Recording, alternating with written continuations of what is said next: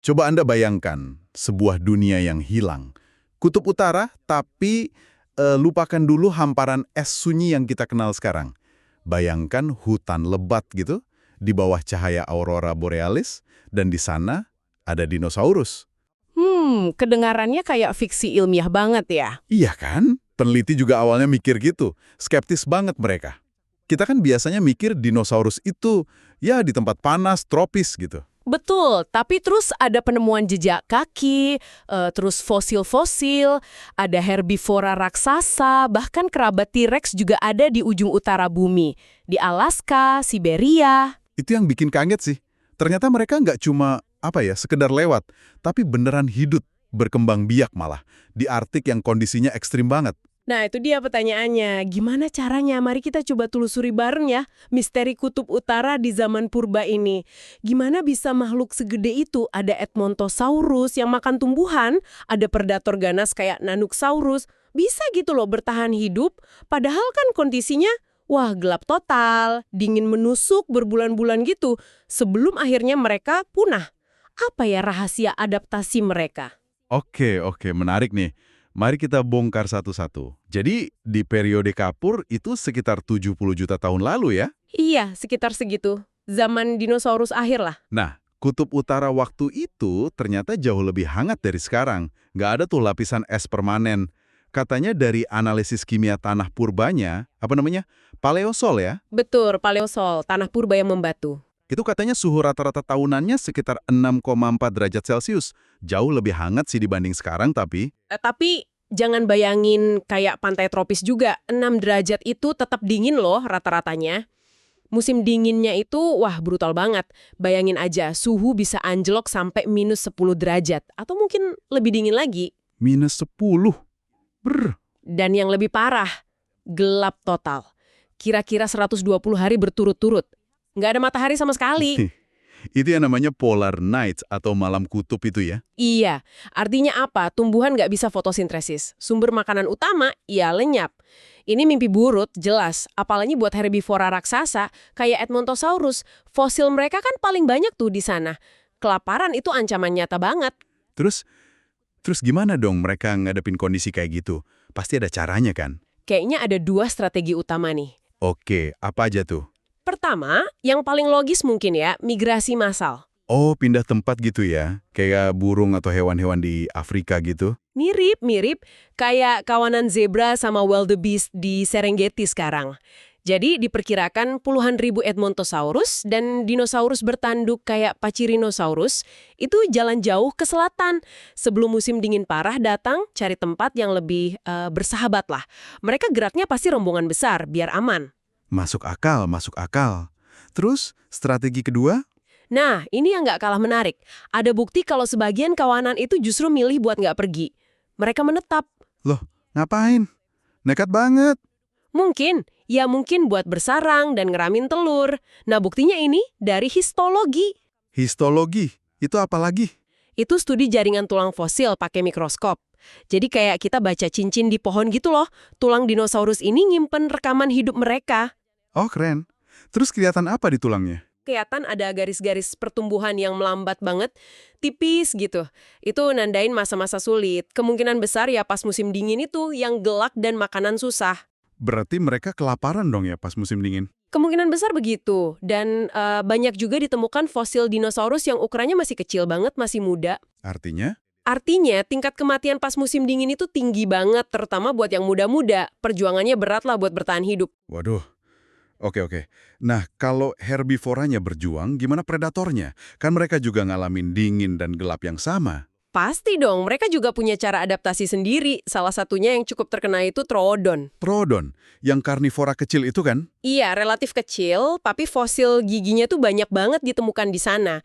Artinya, mereka lumayan sukses lah hidup di Arktik purba. Apa yang bikin mereka sukses? Nah, adaptasinya itu loh, matanya gede banget dan ngadep ke depan. Oh, kayak burung hantu gitu? Mirip. Sempurna buat berburu pas cahaya lagi redup banget atau bahkan pas gelap total waktu malam kutub. Terus kemungkinan besar mereka juga punya bulu tebel buat angetin badan. Berbulu ya? Kayak ayam gitu? Lebih kayak bulu burung modern mungkin ya, buat insulasi. Dan satu lagi yang unik, Troodon di utara ini ukurannya lebih gede dibanding saudaranya di selatan. Giginya aja bisa 2 kali lebih besar. Wah, kok bisa? Itu cocok sama aturan Berkman namanya. Hewan di iklim dingin cenderung evolusi jadi lebih besar badannya, biar nggak gampang kehilangan panas. Bekas gigitan mereka juga ketemu kok di fosil Edmontosaurus. Jadi emang mereka makanin herbivora di sana. Gila-gila. Terus, ada lagi nggak predatornya? Katanya ada kerabat T-Rex. Ada, ini dia bintangnya. Si kadal beruang kutub, namanya Nanosaurus. Nanosaurus. Keren namanya. Iya kan? Dia ini kerabat Tyrannosaurus Rex, tapi ukurannya lebih kecil, sekitar 6 meter lah panjangnya. Lebih kecil dari T-Rex ya? Jauh lebih kecil. Dan kayak sepupunya dari China, Eutyrannus, yang fosilnya ada bukti bulu, kemungkinan besar Nanosaurus ini juga berbulu lebat. Ya, buat tahan dingin Arktik itu. Tapi, ada satu hal soal mereka yang bikin, kaget banget. Apa tuh? Jadi kalau herbivora, tadi banyak yang migrasi ke selatan kan? Iya. Nah, si Nanosaurus ini, bukti-buktinya nunjukin kalau mereka justru milih buat nggak kemana-mana. Mereka menetap di kutub utara sepanjang tahun. Serius? Sepanjang tahun. Di tengah dingin dan gelap gitu. Iya. Itu pertaruhan hidup mati yang gila banget sih. Mereka hadapin langsung gelapnya, dinginnya, susahnya cari mangsa. Terus untungnya apa buat mereka? Untungnya, mungkin akses eksklusif ke mangsa yang masih tersisa. Yang mungkin lemah atau kedinginan atau terpisah dari kawanannya. Strategi brutal tapi kayaknya berhasil buat sebagian. Tapi pasti susah banget ya. Susah banget. Makanya banyak juga fosil individu Nanosaurus yang masih muda ditemukan. Itu nunjukin betapa beratnya buat mereka bisa bertahan sampai dewasa di lingkungan sekeras itu. Wow. Kisah dinosaurus Arktik ini jadi ngingetin kita soal siklus bumi yang lebih besar ya. Betul, secara geologi kan, planet kita ini sebenarnya masih dalam zaman es besar loh. Loh, kok zaman es? Kan sekarang panas. Nah, kita sekarang ini ada di periode interglasial, fase yang lebih hangat di dalam zaman es besar itu. Jadi, es di kutub mencair itu bagian dari siklus alami antara periode glasial, pas dingin dan es meluas, sama interglasial, pas hangat dan es menciut. Siklus ini jalan dalam skala ribuan sampai jutaan tahun. Jadi, dinosaurus Arktik itu saksi periode hangat alami di masa lalu bumi ya? Bisa dibilang begitu. Pemanasan dan pendinginan itu ritme alami planet kita.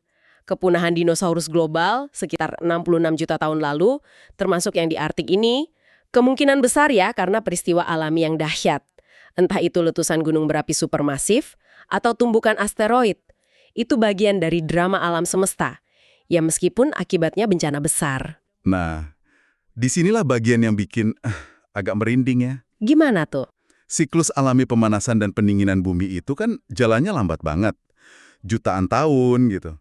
Itu ngasih waktu buat kehidupan, buat adaptasi, buat evolusi. Iya, betul. Prosesnya gradual. Tapi pemanasan global yang kita rasain sekarang, terutama yang ngebut banget sejak revolusi industri gara-gara kita bakar bahan bakar fosil, nebang hutan, itu kecepatannya belum pernah ada sebelumnya dalam sejarah geologi yang baru-baru ini.